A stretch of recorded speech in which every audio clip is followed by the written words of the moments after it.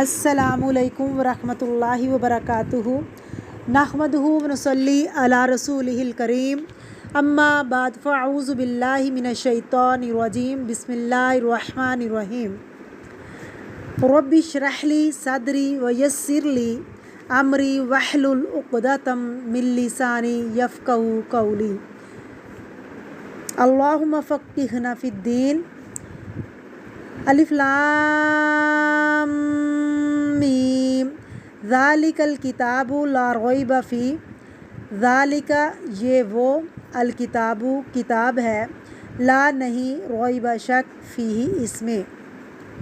قرآن پاک ایسا کلام ہے جس کے مقابلے میں کوئی انسان کلام لا ہی نہیں سکا، اور یہ چیلنج اس وقت کیا گیا تھا جب کفار مکہ نے قرآن پاک کو ماننے سے انکار کر دیا۔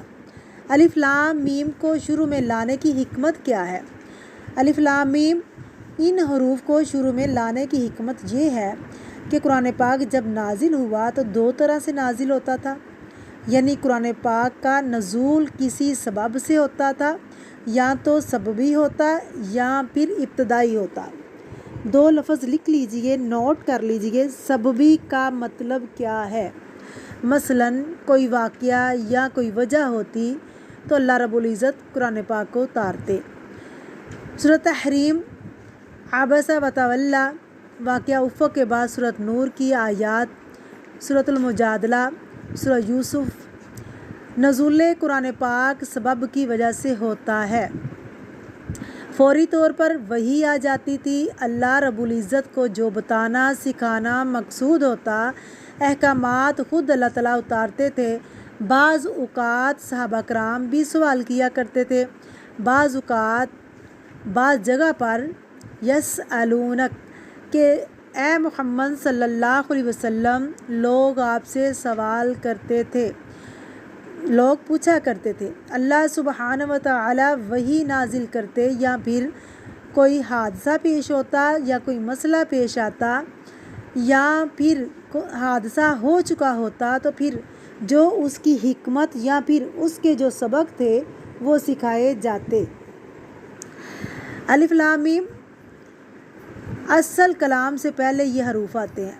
اللہ رب العزت فرماتے ہیں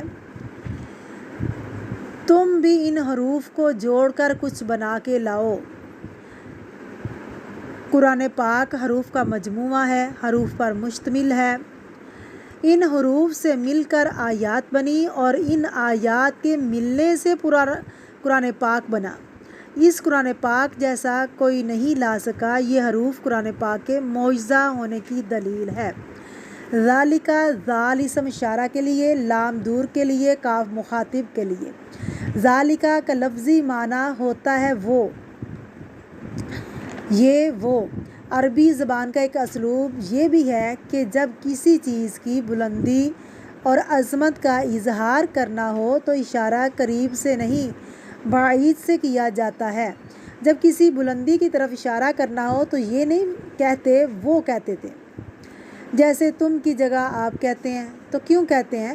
ادب کے لیے، احترام کے لیے۔ انگلش میں کوئی ایسی چیز نہیں ہے، انگریزی میں کوئی ایسی چیز نہیں ہے۔ ذالک اسم اشارہ بعید ہے، تو عربوں کے ہاں جب کسی چیز کی اہمیت جتانا مقصود ہوتا تو وہ سامنے رکھی ہوئی چیز کو یہ نہیں کہتے تھے، بلکہ وہ کہتے تھے بلند مقام دینے کے لیے، اس کی اہمیت عظمت ظاہر کرنے کے لیے وہ کہتے تھے۔ ذالک الکتاب، یہ وہ کتاب ہے جو آپ کے سامنے ہے اس وقت، یہ وہ کتاب ہے جس میں کوئی شک نہیں۔ یہ ایک بات ہے۔ دوسری بات یہ ہے کہ یہ کتاب جو ہمارے سامنے ہے اس کی اصل لوح محفوظ میں ہے۔ لوح محفوظ کہاں ہے؟ اس کی ویڈیو میں نے بنائی ہے، اس کو آپ دیکھ لیجئے گا۔ اب اللہ رب العزت فرما رہے ہیں ذالک الکتاب، عربی کتاب خاص کتاب لکھی ہوئی چیز کو کہتے ہیں۔ کتاب کے لیے لفظ صحیفہ بھی استعمال ہوتا ہے، یعنی رول کر لینا، جلد نہیں کرتے۔ الکتاب یہ خاص کتاب وہ ہے، یعنی قرآن پاک، لا نہیں ریب شک، شک عربی زبان کا لفظ ہے لیکن شک کی بجائے ریبہ کا لفظ استعمال ہوا ہے، ریبہ اور شک میں کیا فرق ہے؟ ریبہ ایسا شک جو انسان کو بے چین کر دے، شک جو سکون چھین لے۔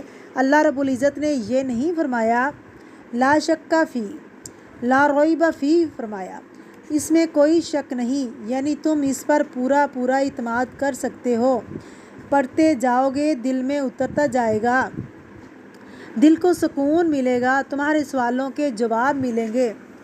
ریبہ ایسا شک جو سکون کو چھین لے، یعنی اس کتاب کو پڑھ کر انسان ہدایت پاتا ہے، سکون اور خوشی پاتا ہے، نہ کہ اس کا سکون لٹ جائے، چھن جائے۔ فیہ، اس میں ہدن ہدایت ہے۔ ہدایت کی کتنی قسمیں ہیں؟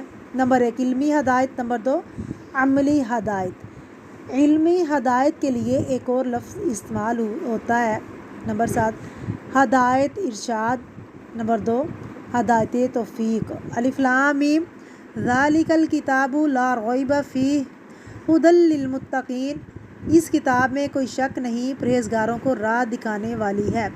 متقین کے لیے، تقوی والوں کے لیے۔ تقوی والے کون لوگ ہوتے ہیں؟ یہ لفظ ہم بہت بولتے بھی ہیں، سنتے بھی ہیں۔ تقوی کا لفظی معنی کیا ہے؟ تقوی کا لفظی معنی ڈرنا ہے، بچنا ہے، اللہ تعالیٰ سے ڈرنا، گناہوں سے بچنا، یہ تقوی ہوتا ہے۔ حضرت عمر فاروق رضی اللہ تعالیٰ عنہ سے کسی نے سوال کیا کہ تقوی کیا ہے؟ تو آپ رضی اللہ تعالیٰ عنہ نے فرمایا کہ تقوی وہ ہے کہ تم جنگل میں اگر کانٹے دار درختوں کے پاس سے گزرو گے تو کیسے گزرو گے؟ انہوں نے کہا ہم اپنے کپڑوں کو سمیٹ کر گزریں گے۔ تو پھر فرمایا کہ یہی تقوی ہے، اسی کا نام تقوی ہے، یعنی دنیا کے اندر گناہوں سے بچنا، بچ کے زندگی گزارنا، اس کو تقوی کہتے ہیں۔ متقین کون ہوتے ہیں؟ جو گناہوں سے بچتے ہیں، کس لیے؟ اللہ سے ڈرتے ہوئے۔ تو ایسے لوگوں کو یہ کتاب ہدایت دیتی ہے۔ الذین یؤمنون بالغیب، اور وہ بالغیب پر ایمان لاتے ہیں۔